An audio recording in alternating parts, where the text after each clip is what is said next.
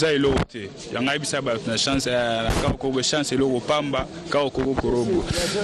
s'il s'agit à cirage ça cirage s'il s'agit à roter mapa donc il a attiqué bisuka fungula bisuka misu na uti loin na ba Congo na madi papa Wemba aza pena le grand monument ya ba Congo mobimba eza na ba Kinshasa ba Paris ba tout ça asa mokonzi monene asalisi peuple akabaki pe bonga papa Wemba soka bete na chaudron na beta Togo ya makabelanga $10 ndo wana pena na kumise papa sana likamo na mutu te.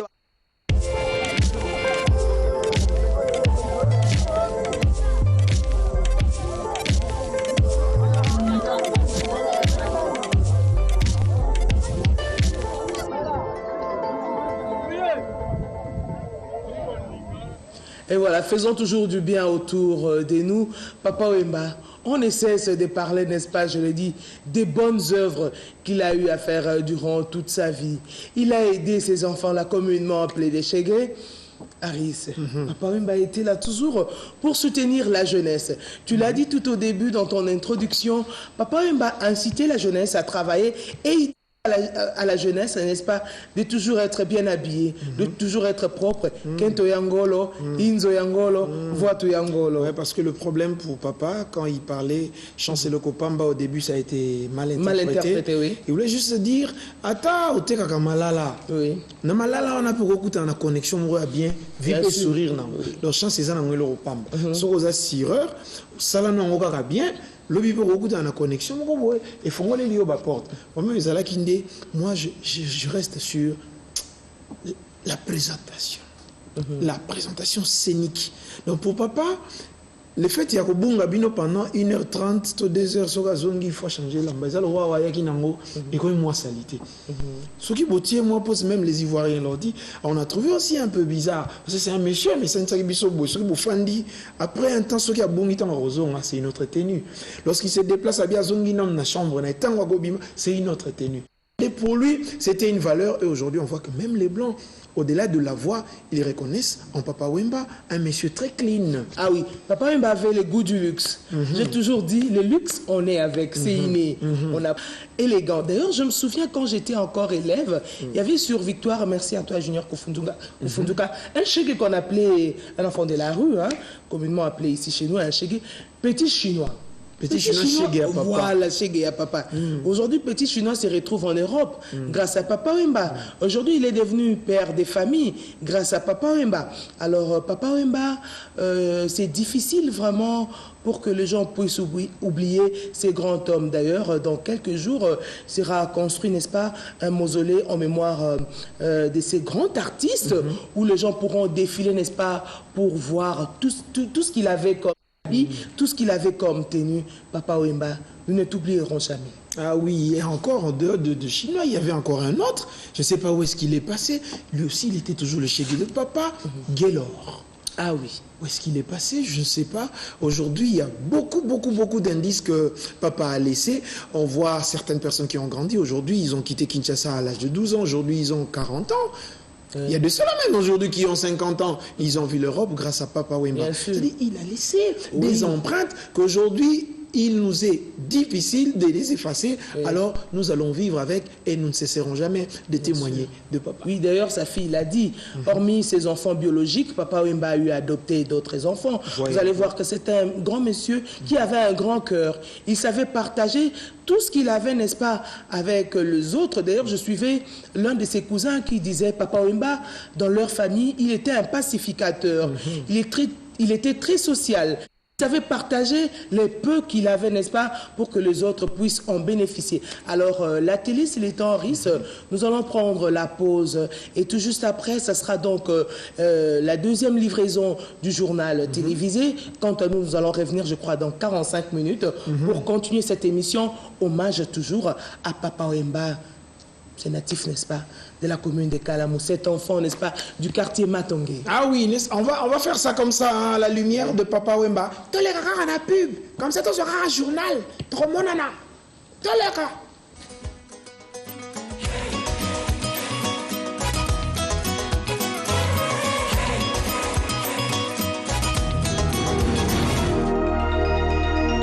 Mobanza, Ngolu. Oh là là. Ouais, ça y est. Est-ce que j'ai un petit rien là pour toi? Ah, Nabima, il pressé, c'est ça le problème. Oh là là. Tu as retenu, hein? Vraiment, c'était pas facile, hein? Un nom kilométrique, j'ai fait beaucoup d'efforts. Bien sûr, merci aussi à Lida Banzei pour la présentation. Et nous continuons d'une commune à une autre. Hommage spécial à cette icône.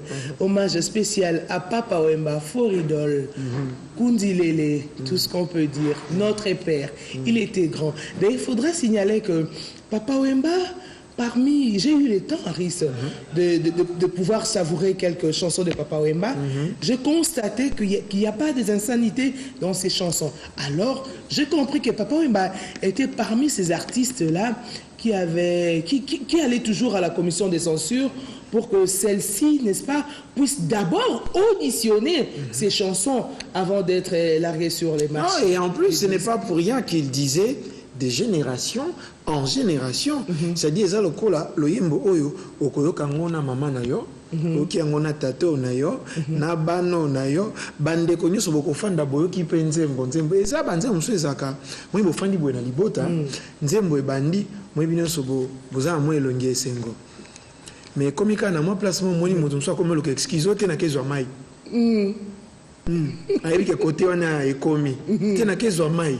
Te téléphone nangé sonné. Eli koloba ete moto tango oko légué héritage neto nga koloba wana etika la bikeke na bikeke wete lobi bakanisaka yo balobaka ah tala toli apesaka aw tala epa ibo abenda kabiso matoi tala likambo bo alobela kabiso bo nde moni tokokanisaka ye mikolo na mikolo ezala te lokola banzembo mususu ki ebandi papa atai na ngambo mama atai na ngambo bana batemisa on la commande télécommande et komi yengo commande ngo pile sili.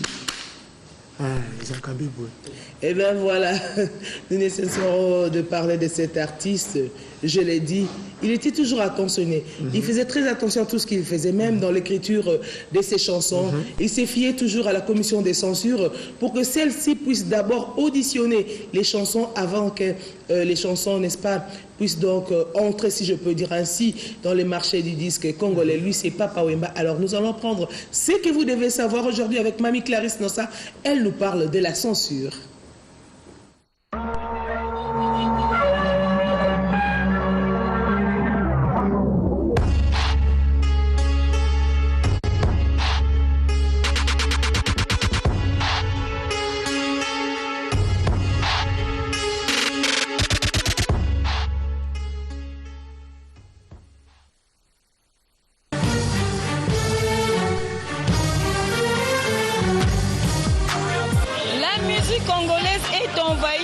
Chansons contenant des cris et des danses obscènes, portant atteinte à la pudeur et aux bonnes mœurs. Cela est observé à travers les œuvres musicales produites par nos artistes musiciens. Qu'est-ce qui encourage ces phénomènes qui n'honorent pas la société congolaise et qui perdurent? Pourtant, l'État congolais a créé la Commission nationale des censures qui a pour rôle de contrôler et d'accorder l'autorisation de diffuser à grande échelle les œuvres musicales. Êtes-vous satisfait du travail réalisé par la Commission nationale des censures?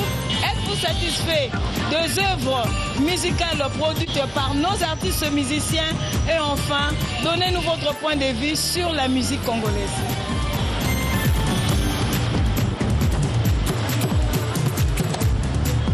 Censure vraiment un mot qu'on a mis et ça vraiment sur Moussalate parce que dans le binding on a pour tout le monde la musique surtout congolais ou les bêta ba créer en tout cas ba créer ça bizarre trop en tout cas nga vraiment na sepeli na ngote pour la musique ngo ndenge komi ko betela ezote ya souté les musique eza lokola ya kalate kalande za ki bien le musique eza mabe makasi koleka na ba cri na koyemba eza bien te opinion na ngeza ke mutom doit comprendre la phrase ya musique o ba yem na ndenge ya lengeli net ba ba mingi écoutité écoutez c'est bien écoutité c'est écoute mutom doit comprendre la phrase na lingi.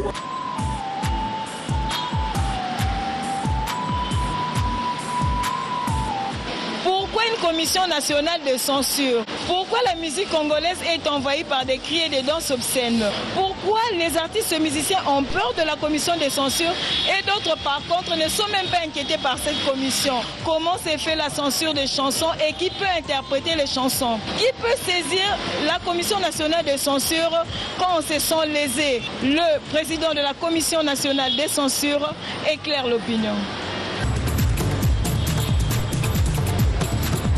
La Commission nationale de censure de chansons et spectacles, c'est donc un service spécialisé du ministère de la Justice. Elle est créée en 1996 par le décret 003 du 21 février 1996.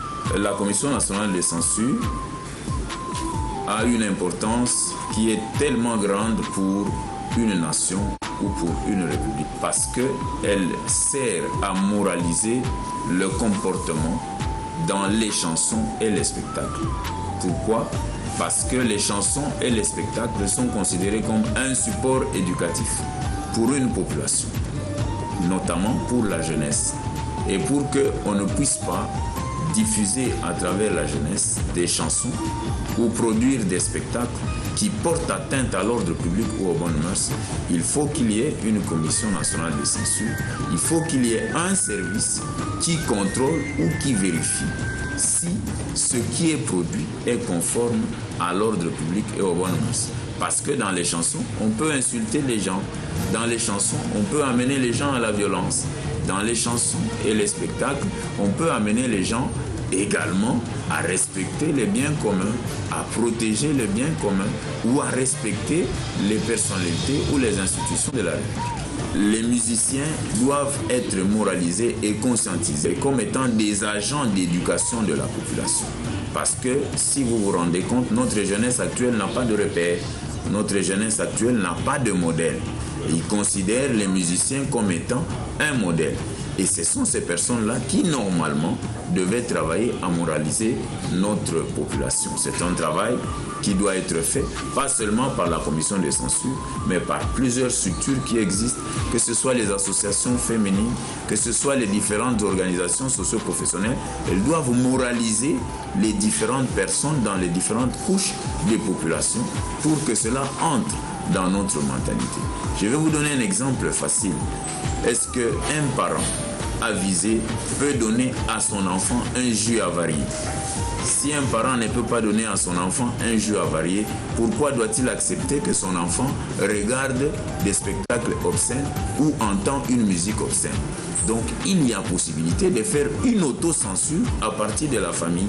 Si les hommes ou les personnes qui achètent l'œuvre refusent d'acheter une œuvre obscène, le musicien ne pourra pas sortir une œuvre obscène. Il ne pourra pas produire un spectacle obscène parce qu'il sait qu'il ne pourra pas le mettre sur le marché. Le commun des mortels peut dire que la Commission nationale de censure ne travaille pas bien. Pourquoi? Parce que pour le commun des mortels, c'est le rôle de la Commission nationale de censure de pouvoir contrôler, vérifier ces œuvres. Mais la Commission nationale de censure des chansons et spectacles a plusieurs écueils, il y a plusieurs problèmes qui se posent. Lorsque quelqu'un fait une chanson, il compose une chanson, il monte un spectacle et qu'il n'amène pas le produit à la Commission nationale de censure, c'est difficile que la Commission soit au courant de cela. C'est pour ça que nous avons régulièrement des équipes qui vont sur le terrain pour contrôler, que ce soit auprès des maisons de production, que ce soit auprès des organes de presse. La censure des chansons se fait par un contrôle a priori. C'est-à-dire que lorsque quelqu'un fait une chanson, il fait des clips, il amène le support à la Commission nationale de censure qui donne d'abord à un service technique qui analyse et prépare un rapport et ensuite la commission se réunit parfois en présence du requérant, c'est-à-dire de la personne qui a amené le support et on analyse et la chanson et le support visuel, c'est-à-dire les clips. Lorsque on regarde, on voit que c'est conforme, on donne l'autorisation moyennant paiement de la taxe qui est prévue par les textes. Lorsque ce n'est pas conforme, on fait des observations et la personne va corriger l'œuvre et ramène le support corrigé pour que la commission puisse éventuellement analyser et donner l'autorisation. Les artistes et musiciens ont peur de la commission puisqu'ils considèrent la commission comme étant un adversaire, comme étant un ennemi. Alors qu'en principe, ils doivent considérer la Commission nationale de censure des chansons et spectacles comme étant un partenaire qui doit les aider à bien travailler. Le musicien, l'artiste en général, doit se considérer comme un agent de développement pour sa société, comme un opérateur éducatif pour sa société. Et c'est en cela que la Commission nationale de censure est un partenaire pour ces personnes-là. Ils doivent venir auprès de la Commission, travailler avec la Commission pour améliorer leur œuvre. Tenez, quand vous regardez les œuvres de nos musiciens, de nos anciens musiciens ou des grands qui sont décédés, qui sont passés, vous allez vous rendre compte que leurs œuvres sont tout à fait meilleures par rapport à ce qui se produit actuellement. Parce que ces musiciens-là respectaient les normes. La Commission nationale de censure des chansons donne ce qu'on appelle une autorisation. Autorisation de publication de l'œuvre. Avant que l'œuvre ne soit mise sur le marché, il faut qu'elle soit autorisée par la Commission nationale de censure des chansons et spectacles. Le travail que la Commission doit effectuer est un travail préalable, c'est-à-dire a priori, et également a posteriori. A priori, c'est-à-dire avant la commercialisation, avant de mettre l'œuvre sur le marché, on passe par la Commission nationale de censure des chansons et spectacles. Et lorsqu'on a mis l'œuvre sur le marché, la commission vérifie si ce qui est mis sur le marché, c'est effectivement ce qui était passé à la Commission nationale de censure des chansons et spectacles. Parce que les artistes ont parfois la mauvaise habitude d'amener une œuvre à la Commission nationale de censure, une œuvre qui est contrôlée par la Commission nationale de censure, qui est autorisée par la Commission nationale de censure des chansons et spectacles, et de mettre sur le marché une autre œuvre qui n'est pas celle qui avait été préalablement contrôlée. À ce moment-là, la Commission nationale de censure agit a posteriori, c'est-à-dire en exerçant le contrôle, et lorsqu'on se rend compte que ce n'est pas l'œuvre qui avait été autorisée, la Commission interdit la diffusion de cette œuvre-là sur les chaînes de télévision et même de radio. Et toute personne qui se sent lésée par le travail qui est fait par les musiciens ou les artistes peut faire une pétition, peut faire une requête, peut faire une demande et introduire à la commission pour que la commission puisse envoyer sur le terrain des personnes qui vont aller vérifier ce qui s'est passé. Il n'y a que l'auteur qui peut donner l'explication du cri qu'il a mis sur sa chanson. Si vous n'avez pas l'explication de ces cris-là, il n'y a qu'une autre personne peut-être qui comprend la langue qui peut dire que ces cris-là, dans telle langue, peut signifier ceci. À ce moment-là, si ce sont des cris qui sont obscènes, la commission sera en droit d'interdire. Mais si l'explication n'est pas comprise par les membres de la commission, il sera difficile d'interdire ces cris-là parce que la personne qui a poussé les cris ou qui a monté l'œuvre pourra vous donner une explication qui est de lui. Vous serez en défaut de discuter cette explication-là puisque c'est quelque chose que vous ne connaissez pas. La loi prévoit la servitude pénale, c'est-à-dire la prison, et même les amendes. Donc les personnes qui sont poursuivies peuvent encourir, outre l'interdiction, il y a la servitude pénale et les amendes. Il faudrait d'abord relever que les directeurs des programmes qui n'exigent pas les autorisations préalables violent l'article 5 et les sanctions prévues sont à l'article 12. C'est-à-dire que les directeurs des programmes répondent directement des infractions qui sont commises. C'est-à-dire qu'ils doivent être poursuivis conformément au décret et conformément au code pénal qui prévoit, outre les amendes, mais également la servitude pénale. Donc il y a beaucoup de chansons qui sont interdites. Et toutes les décisions d'interdiction sont toujours transmises aux chaînes de télévision, de radio et même à la police nationale et au parquet, aux différents parquets des grandes instances pour faire le suivi de sorte que ces chansons ne soient pas diffusées ni dans les bars, ni même sur les chaînes de télévision et de radio. Donc il faudrait que, une fois de plus, les directeurs des programmes, des chaînes de télévision publiques et privées puissent être un relais pour la Commission nationale de censure afin de participer de façon effective à l'éducation de notre jeunesse. Sinon, ça sera le laisser-faire.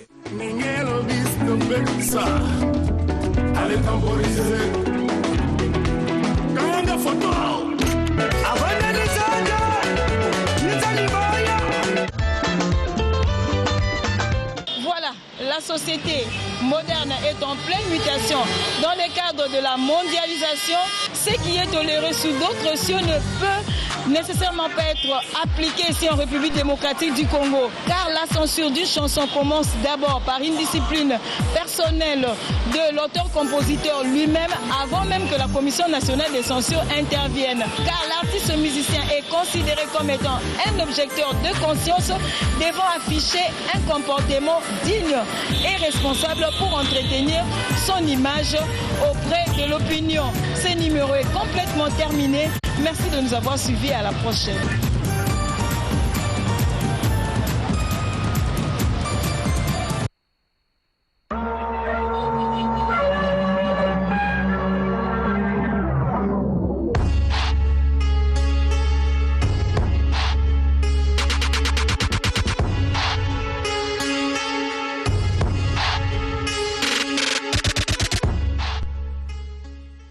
Merci à toi, Mamie Clarisse Nossa.